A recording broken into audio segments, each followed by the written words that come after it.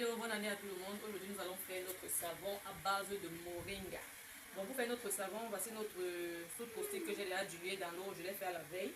Donc, j'ai pris 135 ml d'eau pour diluer, 86 g de soude caustique. Donc, dans notre soude caustique, je vais ajouter le carbonate.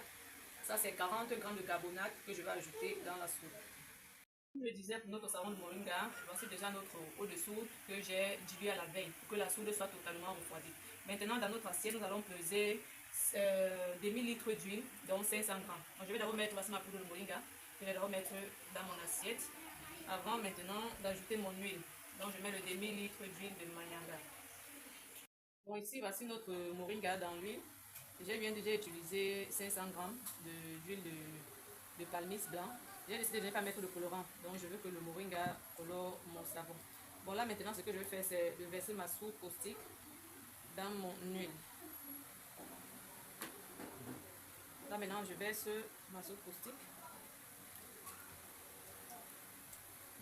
Je rappelle encore ici que ma soude caustique a été diluée à la veille pour qu'elle soit totalement refroidie.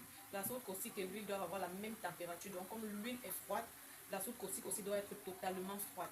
Donc là maintenant, nous allons remuer jusqu'à ce que nous allons obtenir la crasse. Là maintenant, je vais utiliser mon mixeur plongeant pour accélérer la crasse.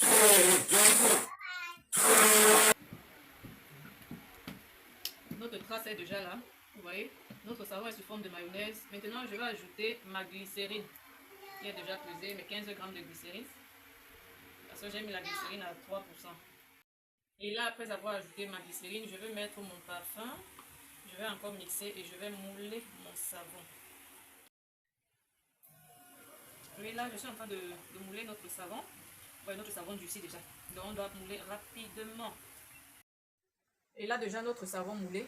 Nous allons ouvrir, mettre de côté et démouler notre savon après 24 heures. Donc, on nous revoit demain. Alors, après nos 24 heures, voilà nos savons qui ont déjà durci. Maintenant, on démoule les savons. Après 24 heures de temps, nous avons nos savons qui sont déjà bien solides. Vous pouvez voir, les savons sont déjà prêts.